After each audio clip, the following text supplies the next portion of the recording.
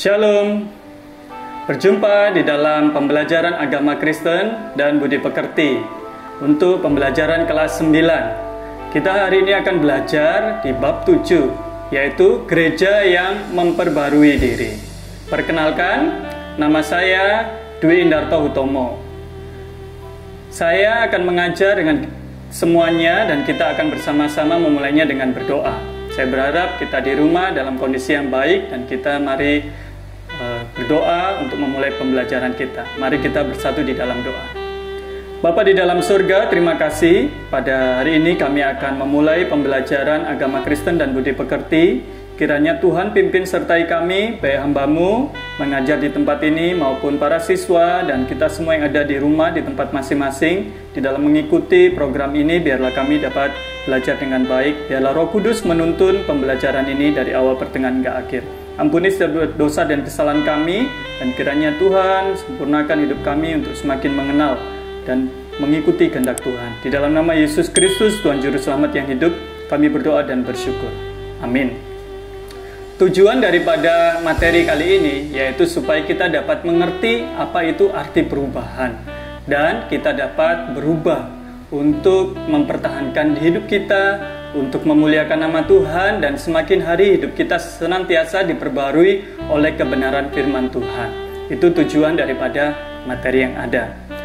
Sebelum lebih jauh kita akan memulai pembelajaran yang ada, saya mengajak kita semua untuk menyanyikan sebuah pujian, yaitu Sejak Yesus di Hatiku. Ya, kita akan belajar bersama-sama lagu ini. Kita akan menyanyikan lagu dari PKJ, yaitu Perubahan Besar atau Sejak Yesus di Hatiku. Kita akan menyanyikan ketiga baitnya. Bagi yang sudah bisa, kita akan bernyanyi bersama-sama. Bagi yang belum bisa, kita akan belajar ya menyanyikan lagu ini. Saya akan mengiringi dan kita akan bernyanyi bersama. Sejak Yesus di Hatiku. Saya mulai dengan refrennya. Sejak Yesus di hatiku, sejak Yesus di hatiku, jiwaku bergemar bagai ombak besar. Sejak Yesus di hatiku, perubahan besar di kehidupanku. Sejak Yesus di hatiku, jiwaku bersinar terang yang cerah. Sejak Yesus di hatiku, sejak Yesus di hatiku, sejak Yesus di hatiku, jiwaku bergemar bagai ombak besar. Sejak Yesus di hatiku. Bait dua ya. Aku tobat kembali ke jalan benar. Sejak Yesus di hatiku,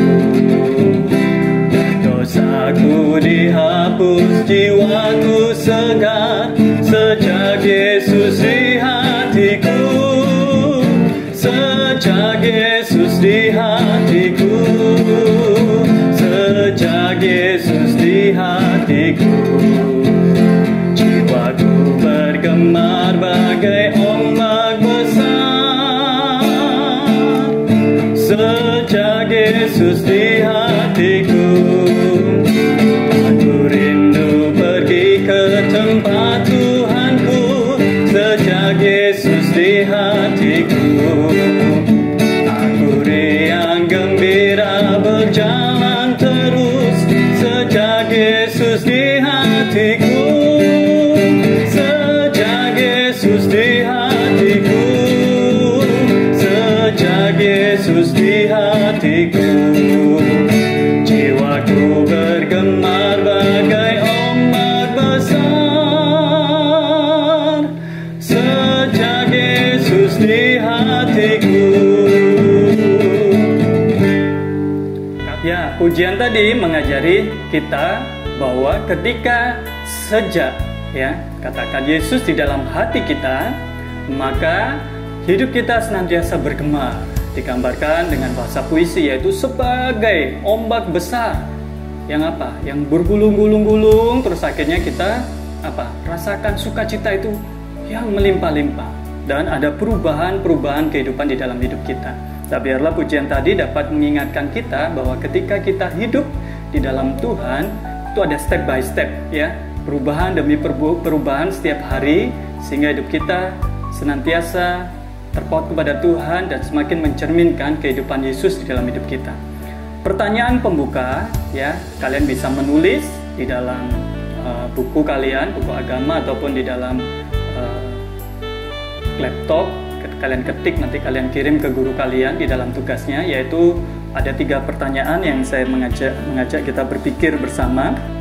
Yang pertama, coba amati kehidupan gerejamu, khususnya dalam persekutuan di kalangan remaja atau orang muda.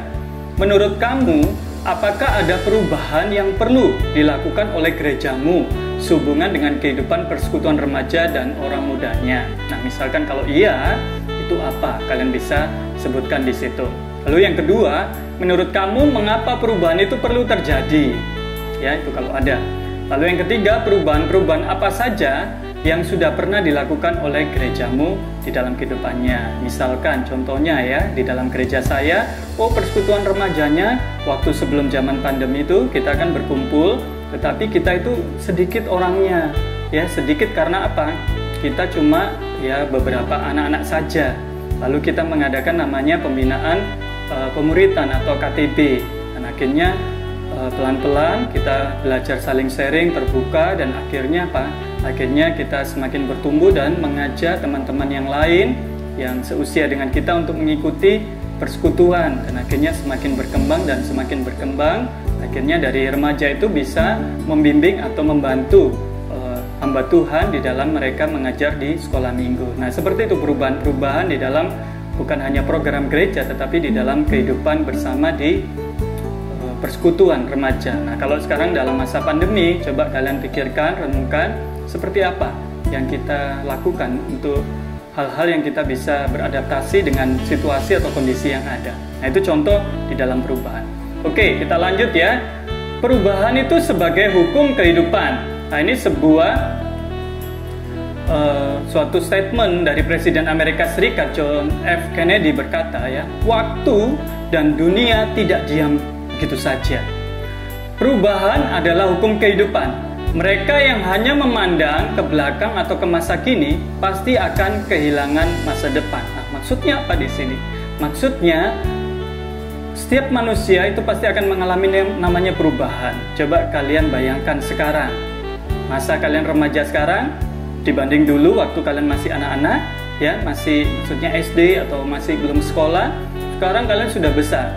Nah, sekarang sudah mulai masuk ke remaja dan akan masuk ke masa pradewasa, ya, masuk ke tingkat sekolah yang lebih tinggi lagi, dipersiapkan ke sana. Nah, itulah perubahan-perubahan di dalam kehidupan kalian. Makanya ketika kita hanya stagnan atau berdiam diri, maka kita akan kehilangan akan masa depan kita. Oleh karena itu kita berpikir bukan hanya untuk sekarang ataupun masa lalu, tetapi kita berpikir juga untuk masa yang akan datang.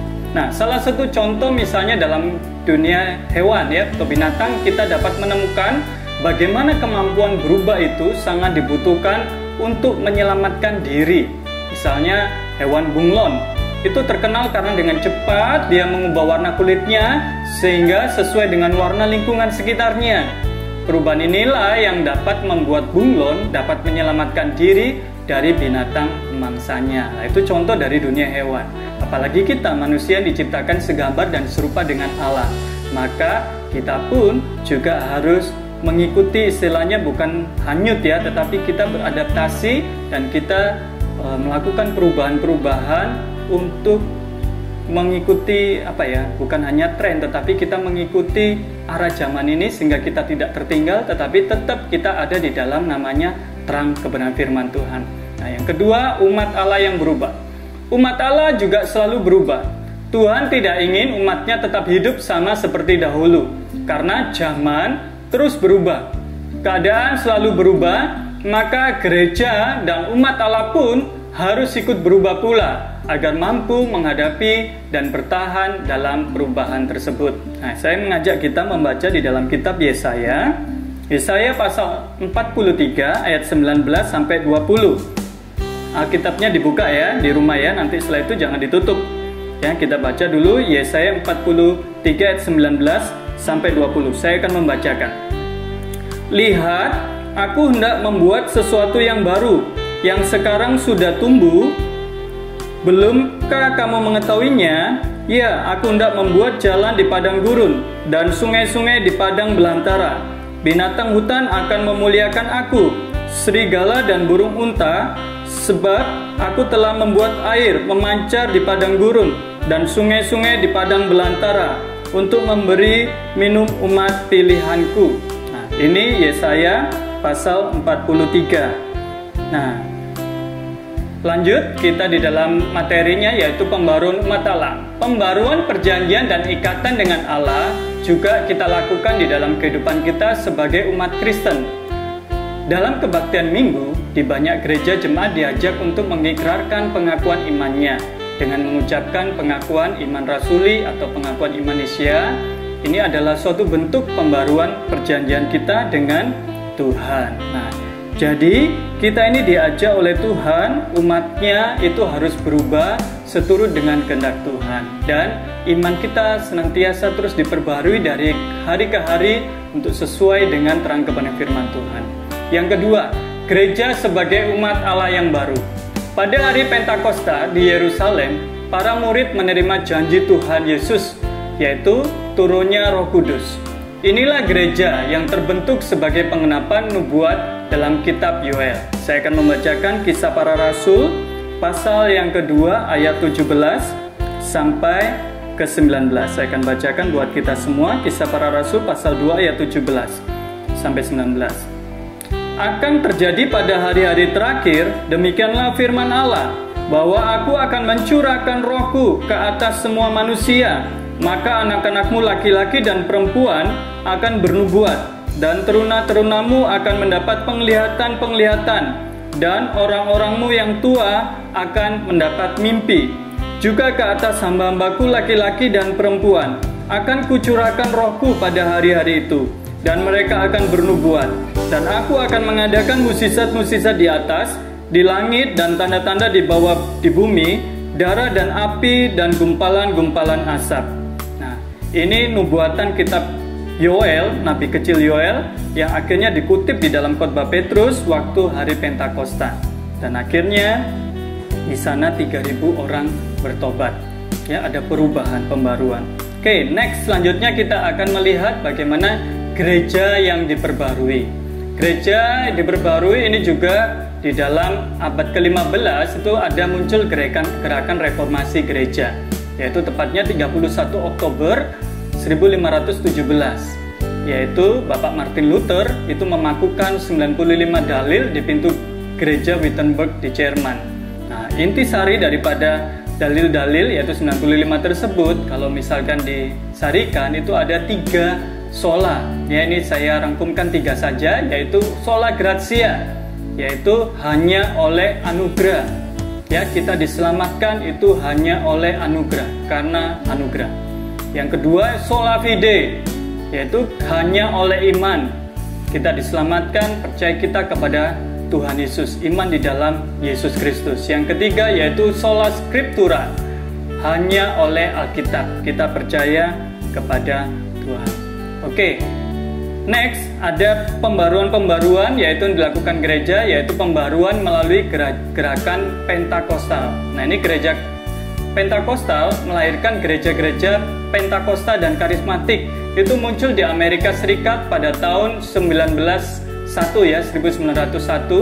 itu Agnes Osman menerima karunia berbahasa roh di Topeka, Kansas. Nah, ini dimulai dari kelompok Metodis, itu beberapa orang merindukan kegairahan dan kesederhanaan dalam beribadah. Karena ibadah gereja pada waktu itu sangat formal dan kaku. Oke, sampai di sini dulu. Gereja itu terus memperbarui diri ya. Gereja terus memperbarui diri. Dari gerakan reformasi tadi muncul itu semboyan Ecclesia Reformata, Ecclesia Semper Reformanda. atau semper reformanda. Artinya, gereja itu diperbarui adalah gereja yang terus-menerus memperbarui dirinya. Jadi kita yang mengaku gereja, jadi gereja bukan hanya gedungnya, tetapi kita manusia ini, kalau kita mau seturut dengan kebenaran firman Tuhan, maka setiap hari kita harus memperbarui diri kita. Iman kita terus disegarkan. Oleh karena itu ketika kita melakukan ibadah, itu bukan hanya secara ritual atau hal yang kaku-kaku, tetapi intinya di dalam ibadah bagaimana kita berelasi dengan Tuhan. Oleh karena itu banyak orang-orang yang akhirnya rindu untuk terus bertumbuh, terus mereka tidak melupakan ajaran firman Tuhan, tetapi mereka terus bagaimana memperbarui iman mereka untuk mereka mengingat pengorbanan Kristus di kayu salib yang sudah mati menebus dan menyelamatkan manusia dari dosa. Dan ada gerakan restorianis, yaitu mereka rindu memulihkan gereja itu kembali kepada gereja mula-mula. Nah, ini banyak tentang ajaran-ajaran gereja. Oleh karena itu kita belajar bagaimana kita saat ini itu terus memperbarui iman kerohanian kita itu berdasarkan kebenaran firman Tuhan saja. Bukan karena pengalaman kita semata, tetapi kita rindu supaya hidup kita senantiasa diperbarui dari kesehari ke sehari atas pertolongan dari Roh Kudus. Nah, itu pembelajaran daripada gereja yang memperbarui diri. Sehingga bukan hanya karena kita mau mengikuti dunia yang terus berubah, tetapi kita juga rindu supaya kita mengerti dan mengenal kehendak Tuhan di dalam hidup kita. Kita yang dulunya adalah manusia yang berdosa, sudah diselamatkan dan akhirnya kita terus semakin diperbarui di dalam iman kerohanian kita, semakin serupa dengan Kristus, mengenal apa yang menjadi kehendak Tuhan. Kadang-kadang kita ini lupa bahwa kita ini adalah orang yang sudah ditebus dan kita hanyut di dalam dunia yang menikmati dunia di tempat ini saja, tetapi kita lupa bagaimana kita harus menjadi serupa seperti Kristus. Oleh karena itu kita belajar bagaimana kita harus bertumbuh, berakar dan berbuah pada Kristus. Oke, kembali lagi kita akan masuk di dalam penilaian. Yang itu pertama ada dua saja penilaian. Yang pertama, banyak gereja sekarang merasa ditantang untuk memikirkan kembali bagaimana hubungannya dengan umat beragama lain.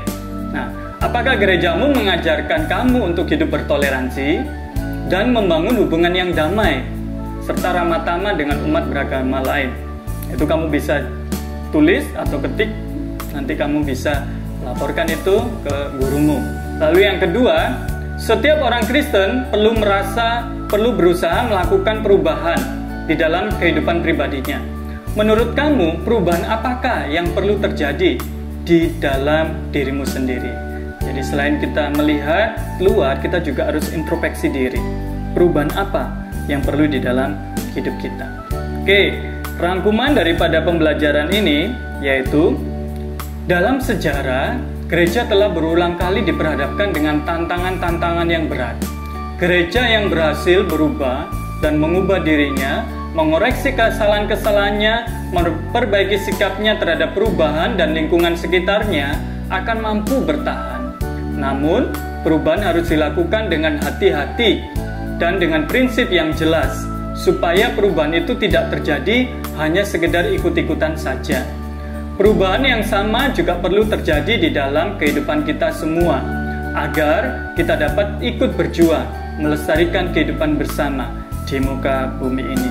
Nah, untuk penutup, saya akan menyanyikan sebuah pujian yaitu Kaulah ya Tuhan Surya Hidupku dari Kidung Jemaat nomor 405. Kita akan menyanyikan lagu Kaulah ya Tuhan Surya Hidupku, ketiga baitnya ya. Kaulah ya Tuhan Surya Hidupku.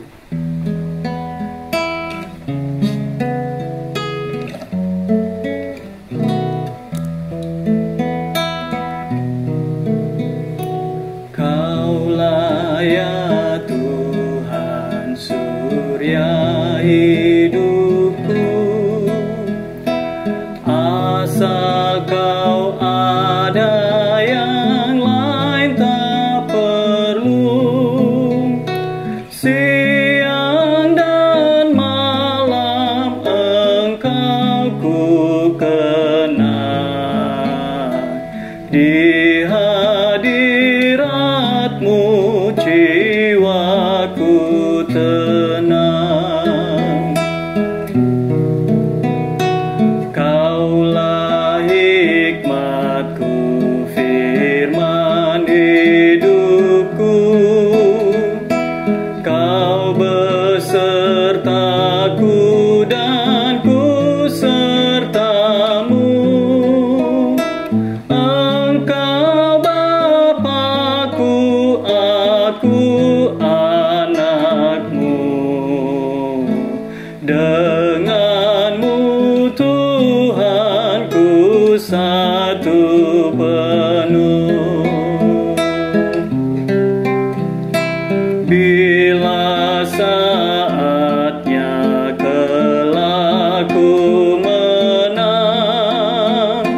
Terimalah daku di sorga cerlah, apapun kini hendak ku temu.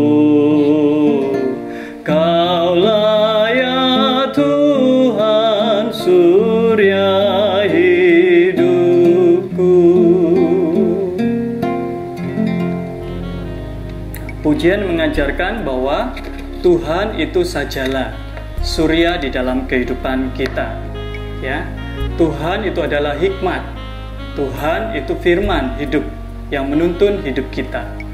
Nah, ada janji bila suatu saat kita menang bersama dengan Tuhan, ya Tuhan itu akan menerima kita di sorga cerlah. Karena Tuhan sudah memberikan kepada kita jaminan keselamatan.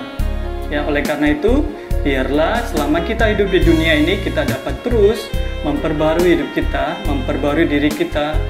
Ada kesalahan-kesalahan di masa lalu, biarlah kita mengkoreksi diri. Dan biarlah kita semakin berubah ke arah Tuhan.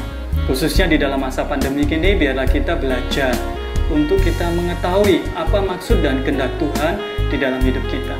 Kita manusia yang terbatas, kita tidak bisa apa-apa. Ya, kita tidak bisa berbuat apa-apa tanpa Tuhan yang menolong kita.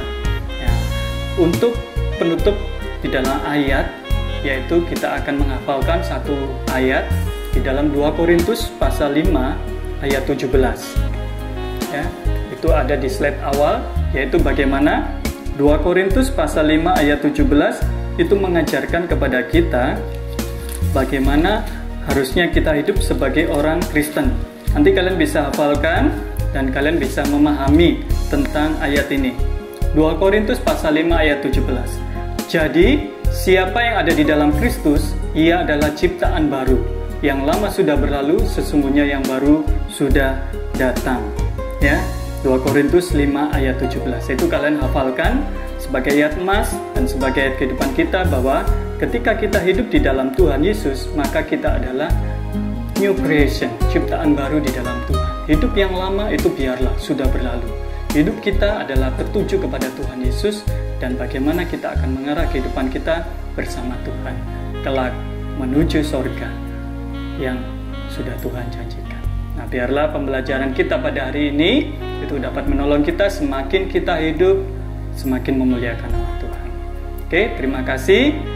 Kita akan berjumpa di dalam pembelajaran selanjutnya. Terima kasih untuk kesetiaan kalian yang mengikuti pembelajaran ini dari awal sampai akhir. Dan biarlah ringkasan-ringkasan materi yang ada bisa kalian lebih perdalam lagi di dalam pembelajaran secara mandiri dan di dalam pembelajaran bersama guru-guru kalian di sekolah kalian masing-masing. Tuhan Yesus memberkati. Mari kita satu di dalam doa. Bapa di dalam surga, terima kasih pada hari ini kami membahas tentang gereja yang selalu memperbarui diri. Tuhan, di dalam sejarah gereja kami sudah melihat bagaimana perjalanan gereja yang Tuhan pimpin. Ada pembaruan-pembaruan yang ada. Tuhan tolong di dalam pembaruan itu memang banyak suka, ada duka yang mengiringi silih berganti. Oleh karena itu Tuhan, kami sungguh bersyukur kepada Tuhan karena Tuhan adalah yang punya sejarah. Engkau adalah Tuhan yang berdaulat atas kehidupan kami manusia ini. Dan kiranya kehidupan kami senantiasa terpaut hanya kepada Tuhan.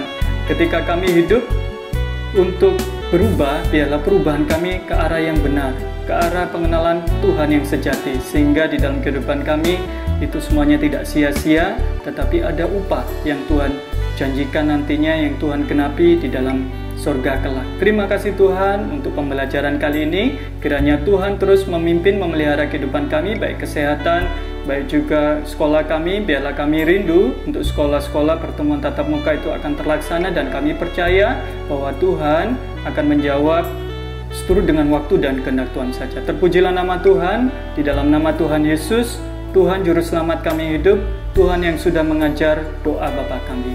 Bapa kami yang di sorga, dikuduskanlah namamu, datanglah kerajaanmu, jadilah kehendak-mu di bumi seperti di sorga. Berikanlah kami pada hari ini makanan kami secukupnya, dan ampunilah kesalahan kami seperti kami juga mengampuni orang yang bersalah kepada kami. Dan janganlah membawa kami ke dalam pencobaan, tetapi lepaskanlah kami daripada yang jahat. Karena Engkau-lah yang punya kerajaan, dan kuasa, dan kemuliaan sampai selama-lamanya. Amin. Tuhan Yesus memberkati, sampai berjumpa kembali.